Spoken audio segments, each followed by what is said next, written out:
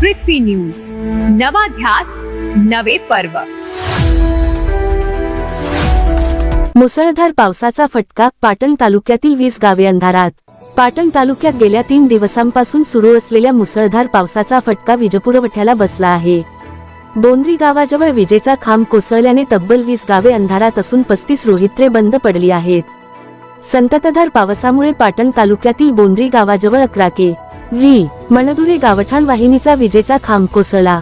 या घटनेमुळे 35 रोहित्रे बंद पडली असून नाथाची पाक, जाईची वाडी, मळ्याचा वाडा, अंबवणे धनगरवाडा, बर्गेवाडी, पुरसाई, नाईकडेवाडी, धारेश्वर, मराठवाडी, जावरातवाडी, काटेटेक, जोगेटेक, गावडेवाडी, बुईलवाडी, खुरुपलेवाडी, घाणबी, वाटोळे, काटी, अवसरी आणि श्रमजीवी अशा 20 गावांचा वीजपुरवठा खंडित झाला आहे।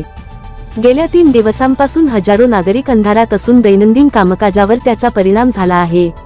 दरम्यान डोंगरदऱ्यात सुरू असलेल्या मुसळधार पावसात आणि वाहत्या पाण्यातून नवीन विजेचे खांब व आवश्यक साहित्य घटनास्थळी पोहोचवण्यासाठी महावितरणच्या कर्मचाऱ्यांना मोठी कसरत करावी लागत आहे। वीजपुरवठा पूर्ववत करण्याचे काम युद्धपातळीवर सुरू असून हवामान अनुकूल होताच सर्व गावांचा वीजपुरवठा लवकरात लवकर सुरू करण्याचा प्रयत्न महावितरणकडून केला जात आहे।